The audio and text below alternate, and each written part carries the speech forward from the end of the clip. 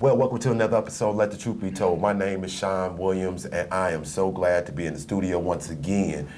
Thank you guys that tune into us every Sunday night and you guys stop by and say, "What's up, Sean, man? I watch you every single night. I appreciate you. I thank you guys for all the love and all the support throughout the community, man. I mean, we just trying to do our thing and do what we can do, man, to be a good support to our community." Yes, so sir. Today, I got a special guest because I want to bring in some younger minds, some younger perspectives. So who else should I bring in other than my man, T.O.? He like my son. So I want to get the perspectives of the younger post of the city, right? Yes, sir. And I want to find out what the younger folks are saying about a lot of different community issues that we got going on. But today, Tony, T.O., introduce yourself to the viewing audience. All right, my name is Tony Odom. I've been in Champaign-Urbana over 30 years. Born in Chicago, came down here with my mother. I'm a barber in the community. I'm a socialite in the community. I'm just a community guy. And who taught you how to cut that hair? Man, this really been like a father figure to me, you know what I'm saying? I ain't gonna say he taught me how to cut hair, but he put me in a situation to make money cutting hair, you know what I'm saying? Yeah. Which is, that's the most important, so you know what I'm saying? Yeah. You know, me and you, we listen to a lot of stuff. You know, I had to listen to Dr. Miles Monroe, right? And he said the greatest gift that you can give to others is mentoring. It's mentorship. It's mentorship. And so I thank the Lord that I've been a beacon of hope and light in your life. Definitely for so. mentorship. Definitely you know what I'm so. saying? So I thank you very much. You know, as I normally title these programs, you know, but I mean, we got so many different issues going on. It's hard to wrap my mind around just one particular title today, right? If I was to do a title, I'd say a letter to Champaign, a letter to the kids and the shorties. You know what I'm saying? This is something we coming from the heart. We coming from a place of love. We coming from a place of trying to get immediate and effective change somewhere we can get back to a peaceful atmosphere, you know what I'm saying, with one another, you know what I'm saying? And basically, that's issuing and showing love, you know what I'm saying? That's basically what we represent. Right. You know what I'm saying? A person that was in the community, a kid that was, I don't want to say wandering, but trying to find himself and found, and like a wandering dog, you know what I'm saying, or a stray cat came on the doorstep and you took me in. So we need to kind of reciprocate that type of energy out there to the community. Just show them love, you know what I'm saying? Yeah. I mean, you know, because, you know, you being young, you know, coming on the block, you know what I'm saying, and just kind of bring you in and say, hey, man, let me cuff this guy, man. Yeah. And I thank the Lord because you listened. You know what I'm saying? You took heed to some information. You looked up to us. You know what I'm saying? Looked up to me. Yeah. And so, you know, and just being able to show you that love throughout the years, you know what I'm saying? But, you know, so one of the things we got going on, I went on a Facebook rant yesterday. So it was an old Facebook rant. But, you know, just to get some stuff, because not all the time I jump on social media and respond back to things that's going on. Yeah. I had to marinate it a little bit. I had to let it simmer in my soul a little bit, and just being emotional and just reacting to stuff that's going on, you know, and also trying to compartmentalize that with my everyday life. Right. You know what I'm saying? And so as I started looking at social media and I started watching television, I watched the city council and I watched all these different responses back and forth to the gun violence that's been going on in the community. And I think that's what we'll park it for a minute, is about gun violence in the community, you know? And so I made a rant, you know, I made a speech on Facebook on yesterday, and basically my speech is, man, we sleep at the wheel. A lot of us are asleep at the wheel, and a lot of us are so distracted about other things that really do not matter that we don't focus in on the proactive side. Yeah, I think we're more on the reactive side of what's going on with our folks in the post of the city. Yeah, the real issues when it come down to like the gun violence is basically just going back to the old school type of parenting, the paying attention, just wanting to know what's going on with your kid, not just letting your kid just, you know, find themselves out there on their own, not having no guidance, not creating no infrastructure for them. I think growing up in Champaign, me coming from Chicago and my whole family in Chicago, the reasoning for coming to Champaign was basically, it was more of a family-orientated place when I came down here. They had 6 or 7 projects in one area. You know what I'm saying? It was kids running around. It was organized. People gonna do certain things, and you know, I ain't judging nobody, but it was organized to where it was still happiness, it was still structure.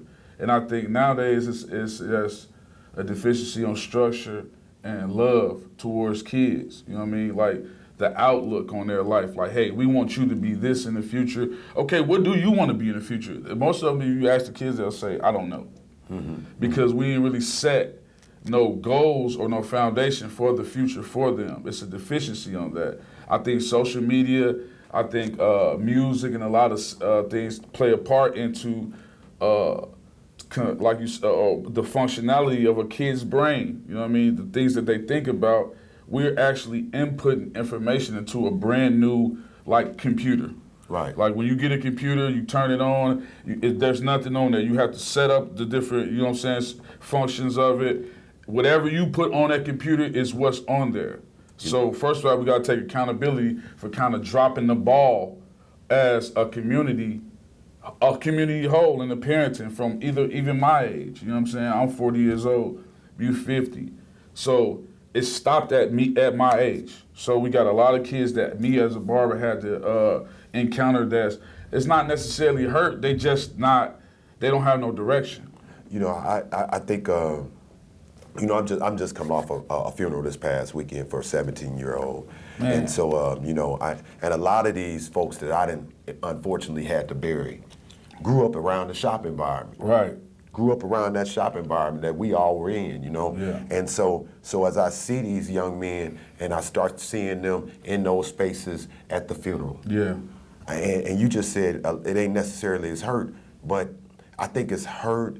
I think it's the lack of the necessary tools to be able to move forward. You know, how do you you know you resolve, you know, just issues, conflict issues. resolution is what we'll say in a community segment. You know, the necessary, you know, people just then pushed them off and pushed them off and pushed them off in various different areas, various different organizations or school, or didn't address them at, you know, when you start seeing some things going wrong, you know, where the kid might have been truant. Right. You know, but that could have been for a various different amount of reasons, you know what I'm saying?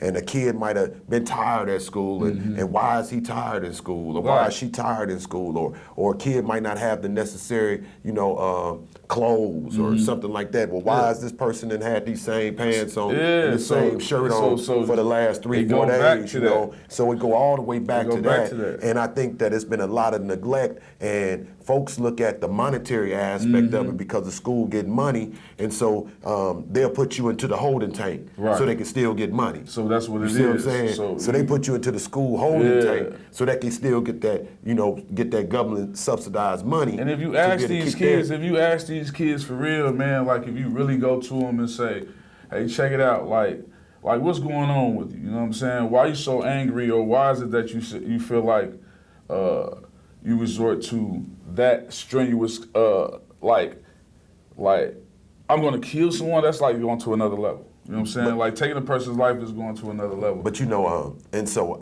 for me, this is the way, you know, I was telling my son down there in Miami, you know, I'm a 70s, 80s baby. Right. So I see things a little bit different. And I'm an 80s, I'm like an 80s, 90s, 2000 baby. You know what I'm saying? So I see things a little bit different, and it's hard for me to understand some things until I get into the environment. So me buying the club was great for me to be able to really put my pulse on young folks. But you really ain't lost your way with young folks. You've been a barber. That's what people understand. I got this thing that I call behind the chair. You know what I'm saying? It's really like basically being a barber. You know what I'm saying? Socially, you're like right there.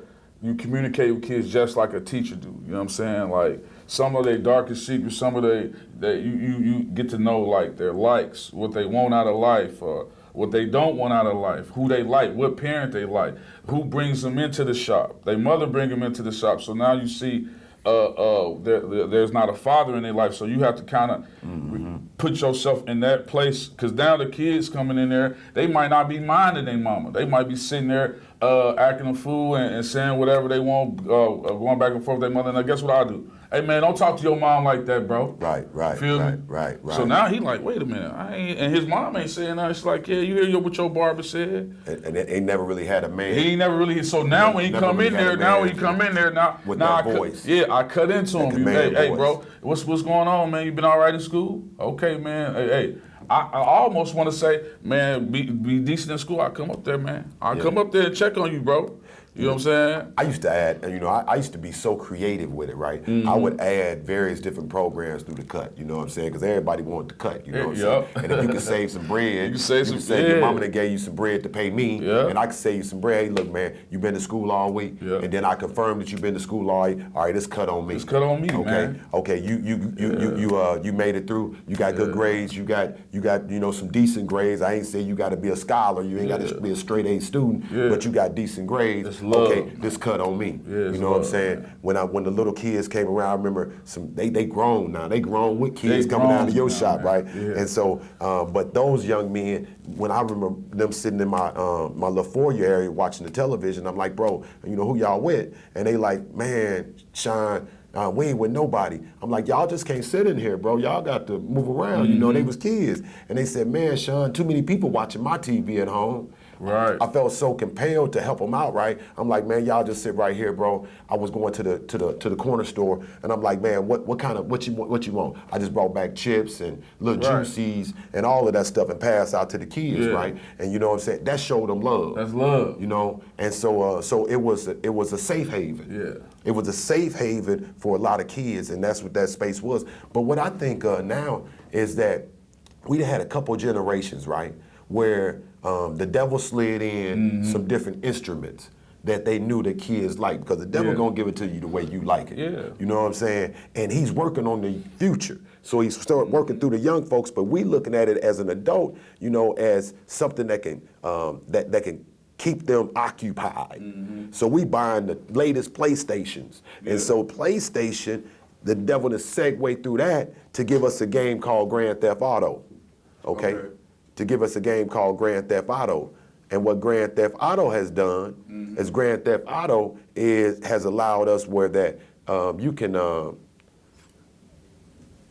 get what Grand Theft Auto has allowed us to do. What Grand Theft, where that now you able to play a game. You are to play some type of game. Yes, so now you're playing some type of game where that you go pick up a prostitute, you get points. You shoot the police, you get points. You rob the bank, you get points. And now those 2 or 3 generations that was allowed to be in the room by themselves and let the devil play in their mind, they're adults now.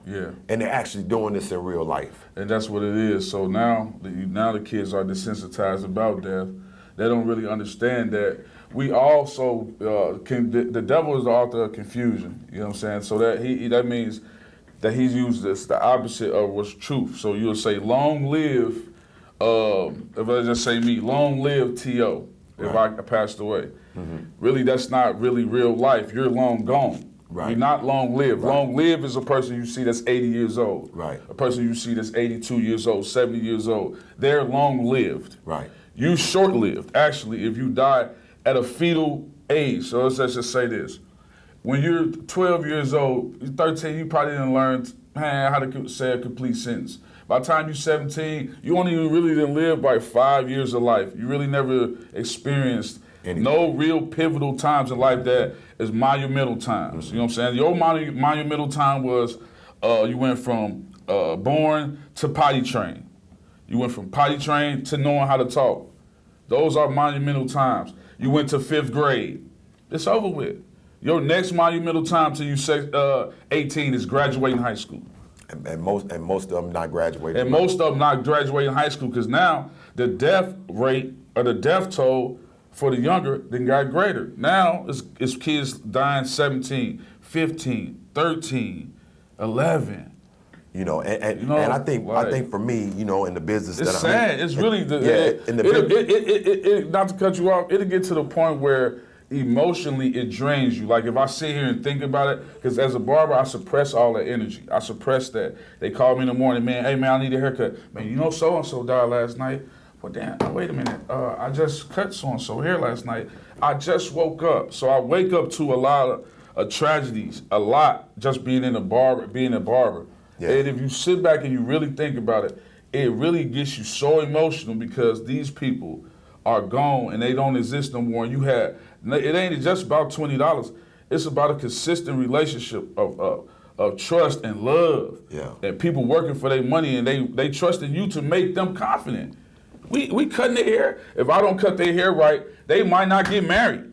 Right. They might not go to their mom's funeral. I cut a lot of people hair that are on their way to a funeral. Like if so-and-so, you work in the funeral business, if so-and-so died Friday and their funeral Friday, guess what? The shop gonna be packed Thursday. Yeah, and depending on who the person was, their popularity in the community. Popularity, you can tell the popularity in the community because how many of the people they brought to the shop. So when you get to talking about that martyring, that martyring type spirit, that I'm gone and I'm gone, but I'm all this type. No, you want to live life. Yeah. God wishes you have life in that more abundantly. He doesn't want to take a person's life. But one thing I seen on Facebook, it says Dr. Todd Hall said that he said something about your destiny or you dying. No one dies in vain, or when it's time to go, it's their time to go. So it's like you want to have or be something meaningful to life, a purpose. Everybody have a purpose in life. No one dies on purpose. It's like, no, you had a purpose, you fulfilled it. So you want to really, you want to have an outlook and a purpose on life. T.O., for me, being in that business and being able to visually see what others don't see. That's something crazy. Okay, so when I was in the barbershop before I got in the funeral home business, and then I got the funeral home, some of the guys used to say, man, bro, you taking them from the cradle to the grave. Man, for real? You know what I'm saying? Because I was cutting the babies up. You know what I'm saying? And I might have to go to the funeral home and do somebody that's 98 years old. You know what I'm saying? So I'm taking them from the cradle to the grave. You see what I'm saying? And so for me, looking at this younger person that's never going to be able to walk their child down an aisle to watch them get married, to do the father-daughter dance, or to help them cut the cake, or to give them wise counsel when they're going through relationship issues. You know what I'm saying? To be able to, go get your first car, you know what I'm saying? Get that fresh smell, to be able to, take a trip, graduate from college, be able to get that job or start a business, and all of these different things that we will be able to achieve in life or should be able to achieve in life. They'll never get that opportunity. Somebody felt as though that they had to be the judge, juror, the prosecutor, and God, and snuff their life out all over what Butter would say, a failure to communicate. And when it comes down to, so now what's the real resolve? What's the real way to kind of get some effective and immediate change? I say that a lot of stuff that's going on in the community now, it's a lot of younger kids, the younger generation. They have came to the forefront as far as the shootings and the killings. It's like they're the ones that's doing this, like 17 to 22 years old. So there's some type of discrepancy that they have with one another that makes them feel like they have to eliminate each other. And a lot of these things that's going on now is, I think that the police, I think that the community, we really need to understand and really go to the basis of like what's really going on, like what's the real problem and the real issue, and attack those issues. I think having meetings, I think having prayer visuals, I think all of that is necessary. But the next step is to put your foot forward. And like you said, you was in the Army. They say tie your boots and put them on the ground. You can be in the Army, you can work by the computer, but it's different than when you coming down that rope and you sliding down there to them trees. You know what I'm saying? That's a whole different type of vibe. So I think now it's come to the point where the community is calling for you to tie your boots up and put them to the streets. And really not just put your ear to the streets, but put your feet to the streets. Beat the streets. I think back when I was growing up, I grew up, like I said, with 6 apartment complexes. Now, you got to think of this. 6 apartment complexes in probably about a 10 to 10 block radius. You know what I'm saying? And, people had discrepancies with each other, but it was kind of a line of a succession, or meaning like it was it was rules of engagement, but it was also like levels of steps that you go to. Like if you really did something, Big Homie we gonna get, you got Big Homie gonna call Big Homie. Man, what we gonna do about this? Because this gonna mess up this, or this gonna do this, it's none of that no more. No, it ain't none of that no more. You feel me? Now it's the lead, so that's where it comes to the leadership role. When leadership comes from the top. So we growing up, our leaders was what? pastors. These are black leaders in the community. These are what black leaders are in our community. Pastors, right? Then you will have some coaches. You know what I'm saying? Then you will have a barber. You know what I'm saying? Then you will have, that was the black leaders in our community. I think now the leaders really need to take responsibility, and they need to say, hey, we dropped the ball also. You know what I'm saying? Either we had personal endeavors, or we had things that we wanted to accomplish, but we forgot the community and our parishioners, let's be real, or we just don't care. Because if you really following Jesus Christ, like we was talking about Jesus Christ, the reason why he's so pivotal because he exercises love. It was all type of religions, it was all type of ways of life, but Jesus Christ's niche was love, exercising love. Hey brother, I love you. Yeah. Hey brother, Jesus love you, actually, and I love you too. But now they get behind us, they call it the sacred desk. Now it's time to come behind this sacred desk, right? Because when Jesus, these desks get so sacred, if they read the Bible, Jesus got mad at folk doing that. He came and broke the desk. Right. He came and tore the desks up, threw everything out the way and said, excuse my friends, come the hell from behind the desk. Jesus Christ said that. So even Jesus Christ had emotion and had love for the community, and he knew at that time, way back then, that it was people with their own agendas. Had their own agendas going on. And even when you talk about being in that synagogue and he's seeing that they were monetizing everything. Right, they were monetizing everything. You know, and so he ended up breaking up everything and said a den of thieves. Called them they was housing a den of thieves. Taken from the poor. You call it something else. Blood suckers of the poor. That's what you call it. I call it blood suckers of the poor. And so now we got to change that up. Yeah. We're coming off 14 months of COVID. We're in a gun-ridden, environment throughout the country. Right. You know, now we got to start calling it what it is. It's because But if you look back, we've been through that 14 months of COVID, and it's crazy that I always want to reflect on the Bible. When I was in prison, I read the Bible a lot. It ain't even about religion. I read the Bible, and when you read the Bible in entirety, everything you got to go back to it. It's crazy. If you go back to it, we was in 14 months of what in the Bible would say some type of plague. You know what I'm saying? Right.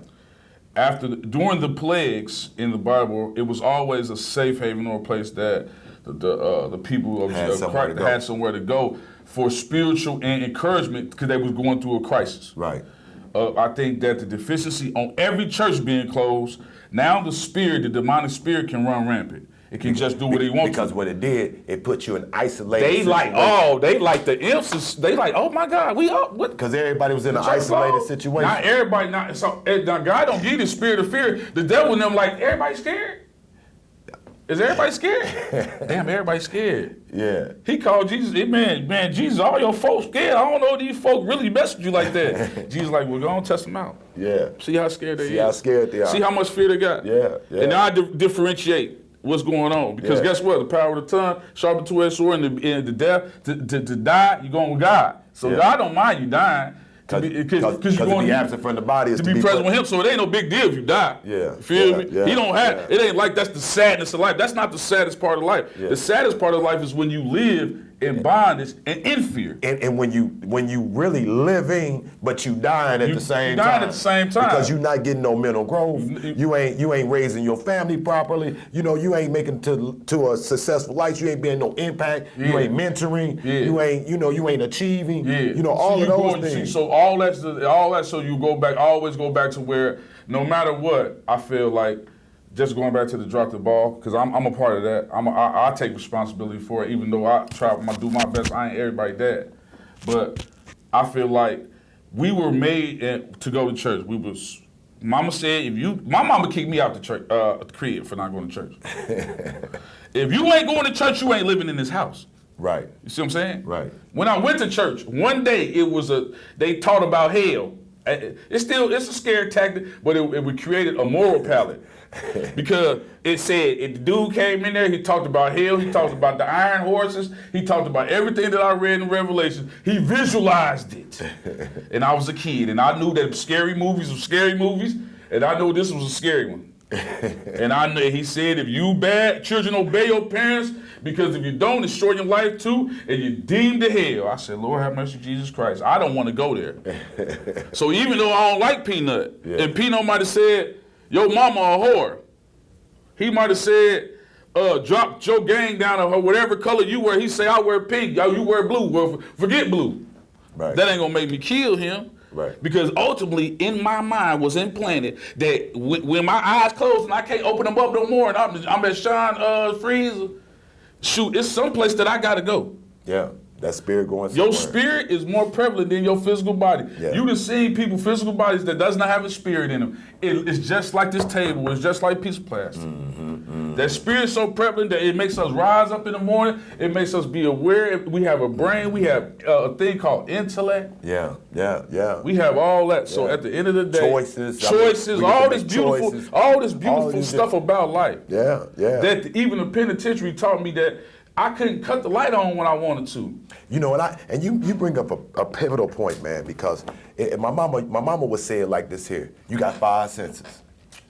God gave you 5 senses, Sean. Yeah. You know, and things like being able to just hear, that we take advantage of. Things to be able to just smell, to go outside, walk around the park, you know, listen to nature, smell nature, you know, have the ability to speak. You know, it's so prevalent, but we take advantage of it. Yeah. You know, and being able to understand stuff. You know, I got on the whole thing about, you know, not taking advantage, you know, of being able to, you know, be able to build ourselves up, group economics, stuff that we're learning in the financial spaces, you know, what that look like. You know what I'm saying? When we work together, we put our tools and fuse together. Right now, we're in a space, right? You know, I ain't gonna bust us out yet because we're going live about that later on. But we're in a space where we were able to put our tools and fuse together. Man, $1 million space.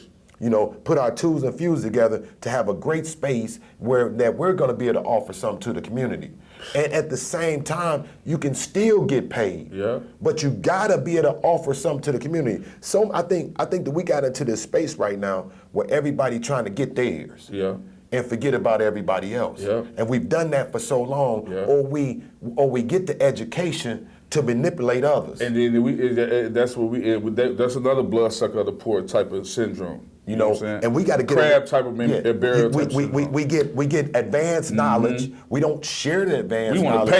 Everybody can get it. We want to charge somebody for free information. For free, that's already there. Instead of just saying, hey, look, man, all you got to do, you want your LLC, get on the Secretary of State's website. It's right there. It's right on their website. Right. Instead of that, we want to charge somebody for that. And I understand if you don't have time and if that's your business, then that's your business. Right. But I always try to do it in an aspect where that both of us can get a benefit. Yeah. Okay, so it's like me in the funeral home business. Give me a budget and I'm gonna supersize it. Right. You see what I'm saying? I'm gonna supersize your budget. I'm gonna give you more than what you expected. Because you know what I'm saying? What we gotta really understand is the spirit of Jesus Christ is love, man. Yeah. It's showing love.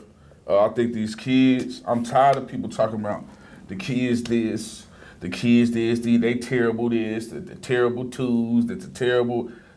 Okay, this at the end of the day, go hug them. Don't be so scared that you don't hug them and tell them, because that might be pivotal. That might be pivotal for their life and the next life. Because the devil done encompassed their whole entire mind with hate. They done confused them. They confused. Yeah. If these kids knew that they was, if they died, that they was more popular when they died, like these, how you show more love to the casket? How you show more love to your son and go get him the best fit? You done got him in your life when he dead, he can't even see it. How you spend all this money for his birthday parties, he ain't there. Show love to your kids, show love to your folk while they're alive. Show them. Because they can't see that party and y'all acting a fool in the streets and y'all waving the cars and shit. He ain't looking down from no tube like, oh, y'all doing y'all thing down there for me. Hell no. The Bible say you in eternal sleep. That means there is no record when you sleep, you unconscious. There is no consciousness with death. He don't see nothing. They don't see the remembering parties. They don't see the tributes. They don't see that. So you get that out your mind that you're doing it for your loved one. You're really doing it to boost your morale and to calm your spirits down. That you're not going to see your loved one ever again until you choose Jesus Christ for the afterlife. You will see him then. And show him some love. Yeah, and I'm down that road with you, T.O., because I see a lot of it on Facebook. I see a lot of it on Facebook and stuff like that. I deal with a lot of family, and it's a lot of trauma that go on, right? And so I have to add additional services through my service. Man, don't spend $10,000 the first time your son. But I have to add additional services to my services, along with stuff that we have, resources we have in the community, trauma that's been happened to the whole family. To the whole family, man. Because of the fact that we got to get down to the nitty gritty too, during this conversation, is that it's a lot of disrespectfulness out there, right? To be able to take this loved one away from this family, you see what I'm saying? And so now we gotta address that. We got to address, you got to talk to your own folks. But it's hurt people, people. You always say hurt people, hurt people. Hurt people gonna hurt people. It's a cycle. We got to took my loved one, I'm going to take yours. But we got to narrow down. We got to narrow down the tough stuff. You know, uncles got to start being uncles. That's right. Aunties got to start being aunties. Let's get back to it. You know what I'm saying? If you in the schools, do your job. Do your job, man. You know what I'm saying? And stop just being a seat filler. Exactly. Being a seat filler. I'm there to get my check. Yeah, you know what I'm saying? If you the janitor in building and you see something wrong, you see something, say something. And then as a parent, you got to entrust somebody if you're not going to be there and let them fill the gap up instead of saying, that's my baby and this and that. He bogus. Man, my mama found a condom in my room. The condom ain't nothing but a thin piece of paper. I hid the condom. This the thing. I hid the condom. My mama found the condom in the room and said, Tony, what's this? I said, how the hell? I really want to say, how the hell did you find that when I hid that? That's because she was in there what? She was snooping. She was snooping. She was inquiring. Yeah. She was inquiring. Inquiring minds want to know. Inquiring about your kids. Yeah. Don't wait till they get all F's. Now you mad at the teacher. Wait, it's 4 months before the end of the quarter. 3 months. It's 180 days. Now you wait till the kid get all F's at the end. Now you mad at the teacher, and you got the nerve to be. Don't be mad at that kid either. Look at where the mirror at. This is what I do in coaching. I say I give all up, man. Look at your phone. Put your face on there on your phone. That's who you blame for missing them layups. Mm-hmm. Coach ain't to blame. I'm gonna say something to you, but you missed that layup. Yeah, and that analogy right there can go through childhood all the way to adulthood. All the way up. Where the mirror at? Michael Jackson said it. He was talking about stuff that was going on, social stuff that was going on, issues that was going on in life. He said, man, I'm talking to the man in the mirror. I'm asking him to change his way. I listen to Joe Madison all the time on Urban View, right? And Joe Madison, when folks call into his radio station and say something that's going on in their community, his response always is, what you gonna do about it? Yeah. Because anytime that we break it down when we talk about mentalities and all of these individualities, it's all about me. Yeah. It breaks back down to you. Mm-hmm. You know what I'm saying? So you are ultimately responsible for yourself. But when you're a child, it's folks that's responsible for you. They're supposed to be responsible for you. Man. And that's why you're in these various different environments. And everybody has a role to play. And I think, man, I think that a lot of folks then drop the ball on their particular role. And I promise to God, I think God telling me if we just take responsibility for that. If we look at them kids, man, we tell them, man, you know what? I'm sorry. I slipped up on the parenting. I slipped up as a mentor. We slipped up on y'all as a community. We let y'all go. We let y'all down. We didn't have no structure for y'all. We didn't have no outlook for the future for y'all. And we bogus. We the most. It's up. And I'm gonna use me for an example. So after me and my ex-wife had split up, and I went through a divorce. Even though my kids were a little upset here and there and didn't know, because they was kids. Those kids. But what I had to do, even when I got them back after she passed, what I had to do, I had to say, man, regardless of whatever it is, I'm the adult. I gotta go with my kid. I'm the adult. Yep. And what I had to say to them is this, Dad, sorry. Dad's sorry. I'm sorry. You know, I'm sorry. I apologize. Grandma, my auntie, recipes, my auntie, she said, don't never say sorry. You know why I apologize? She said you apologize. That means you mean it sincerely. Apologize means to mean sincerely. And so, you know, how can we move forward from here? And so that's what a lot of times we have to go to the table as adults and leaders and say, you know what, it happened on my watch. I apologize. Now, how can we move forward from here? You know, because right now you got police that got killed. So you know, so now you got the Blue Lives Matter going on right now, and so they mad at the community. You know, which they got some right to. You know, they got some right to feel the way they feel. They can't. You got to get mad at individuals. You got to get mad at a whole community, but you got to get mad at certain. I mean, just at certain systems. If you feel as though you can't just take it out on everybody because we had a knucklehead that did something very disrespectful. Right, because we ain't never took it out. We can't forget Key One. Right. So now we got to come to the middle and say, dang, you know what? I feel the same thing. Y'all whoa. We need to do something about this. So, you know, we got to come through and say, hey, man, we got to do something about this. Because this ain't the type of environment that we all want to share. Yeah, because guess what? You feel it. You feel that too. Man, woo. Now you feel it too. Man. And so now we got to say, hey, look, let's put like minds together because we got to inhabit the same space. Exactly. We got to grow this community. Exactly. We got to make this look good on our watch. You know, we got to put champagne on the banner. A banner on the map because we need to be the role model for other communities that's going through like-minded stuff. You know what I'm saying? And then they call down the cities, hey man, how y'all solve that? This is what we put in place. And I think we start working on various different levels. Effective and immediate change will go to let's try hard to get the community centers and the boys clubs and just different activities for the younger, so we can cut off. It won't be a what they call it, a cycle. You know what I'm saying? We cut the cycle off. We cut the circle off. You know what I'm saying? We get the community centers back open. We start getting funding. Even if it's not as much funding that you feel like you need. You have to start somewhere. You start getting funding. You start getting outlets like you're doing the financial literacy programs. Like, you know what I'm saying? Let's take that. Let's get the Boys Club back open. Let's get the Douglas Centers back open. Let's get the community centers back open.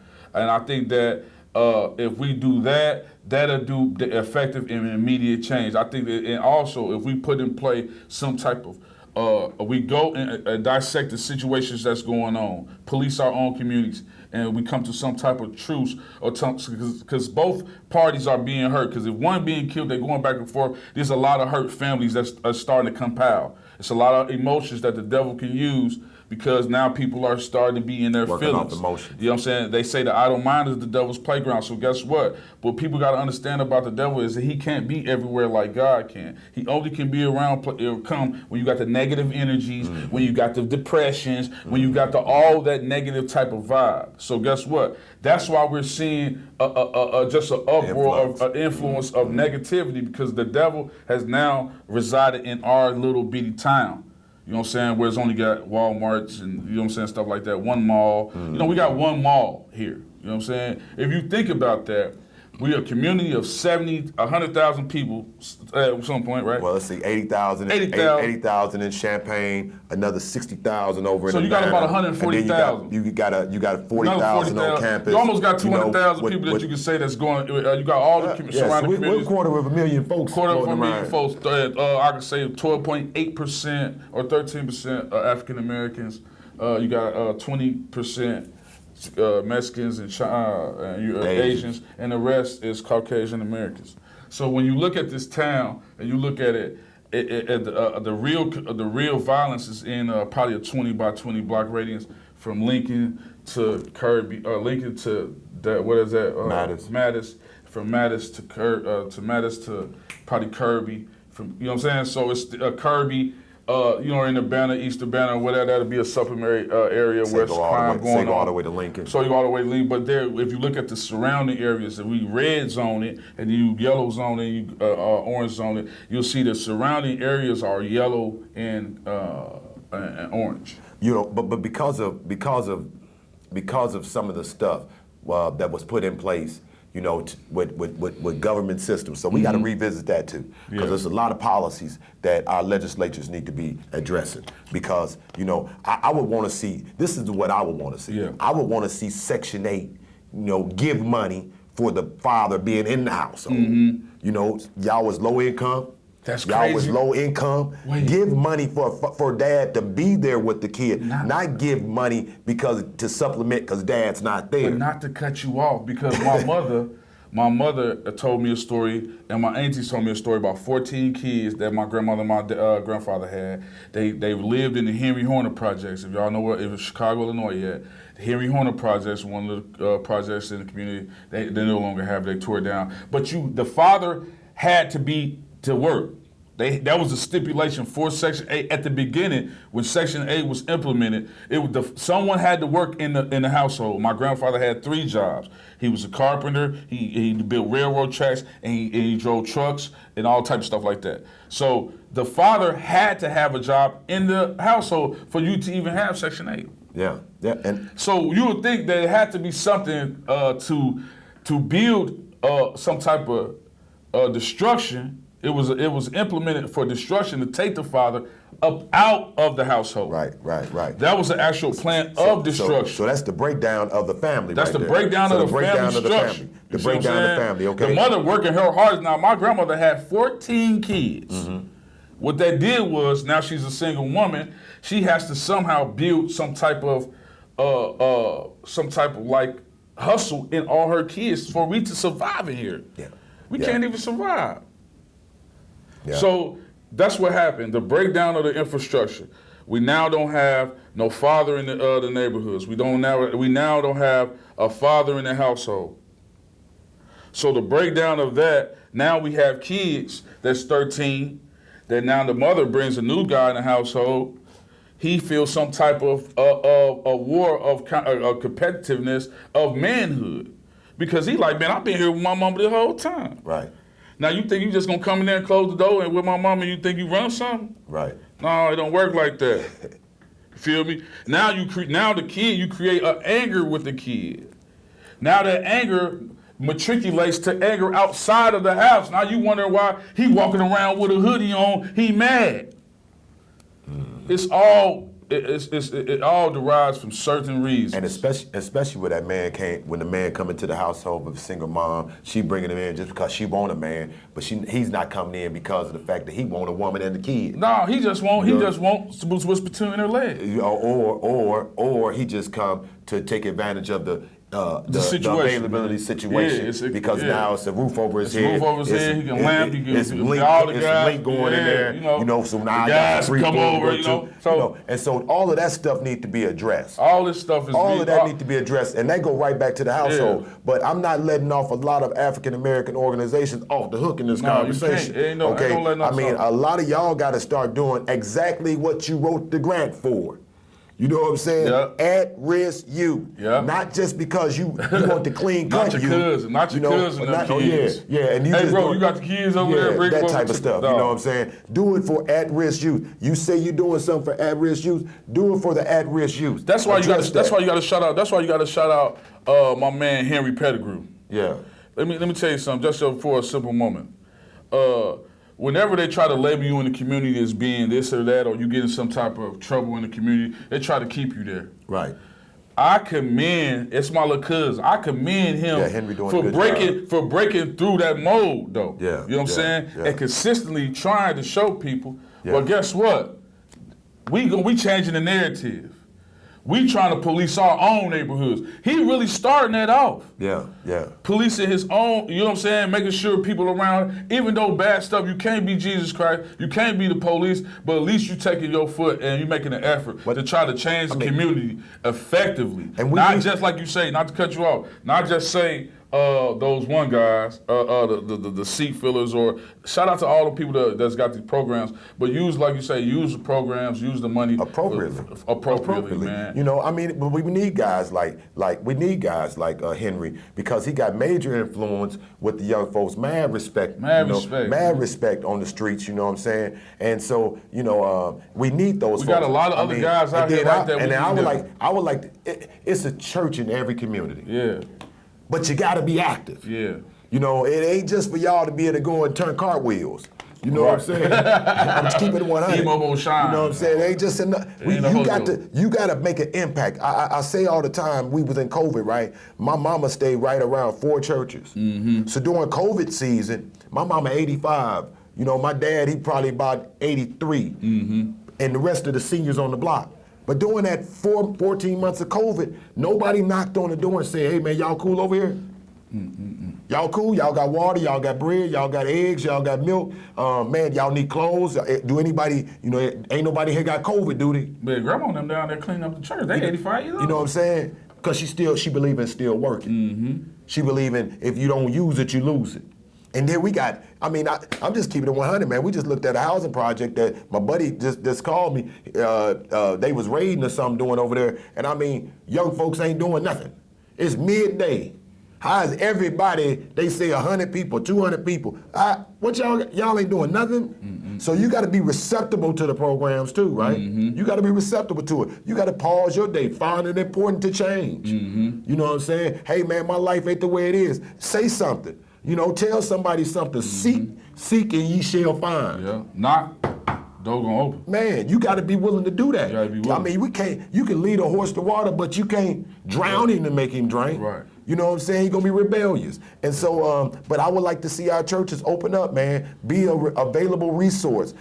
Get the University of Illinois to start getting those kids over here to mentoring those other kids. Every kid in Champaign should have a mentor. We got way too many campus students over there for them not to have a big brother, big sister program that is well known and recognized in the community. And the church the church definitely got to understand that they're gonna be held accountable. It's a creed. It's a way of life that you've been sworn into before God. Man, that is serious. You know, to God too. One thing before I get off this program, you know, big shouts out to the Wright family. You know, Bishop Wright. Man. He was a big mentor of mine. Man, he passed away on yesterday down in Alabama, man. And so my prayers, my heart go out to the whole family, man. That was like my dad. That was like my Sister grandpa. Wright was like my mom. Man. And so what they did is that they reached out to a young man like myself. Can't hardly talk about it. And I was 12 years old coming into that church, you know, seeking. Right. You know, and they brought me in, you know, and they started showing me the ropes. And he never did, you know, use me or any of those things. He showed me different routes of how to do and adjust and manhood and those things. And even talking to him just about a couple weeks ago, Sean, keep on doing what you're doing. Keep on stretching people. He always encouraged. Keep on stretching people, you know. Keep on want to make people better, you know. So don't get so mad when we come up to you and we say this and we say that. See if it stretch you, you know, to make you better. Because, the Bible says that I come that you have life and I come that you might have it more abundantly. But you got to be able to seek that abundance, right? Right. You know, don't put the responsibility all on everybody else. You know, we all in this community together. We got to work together. We got to be able to acknowledge folks, you know, that's out there, and we got to be able to say something, man. You know, a lot of these crimes will be solved if we make our people stand up and say, you're not going to do this in our town. You're not going to do this to my family. You're not going to do this. I'm not going to let you do this and do that. So we got to do that. Okay, hey, look. Hey, we out of here, man. I sure thank you guys for another episode. I let the truth be told.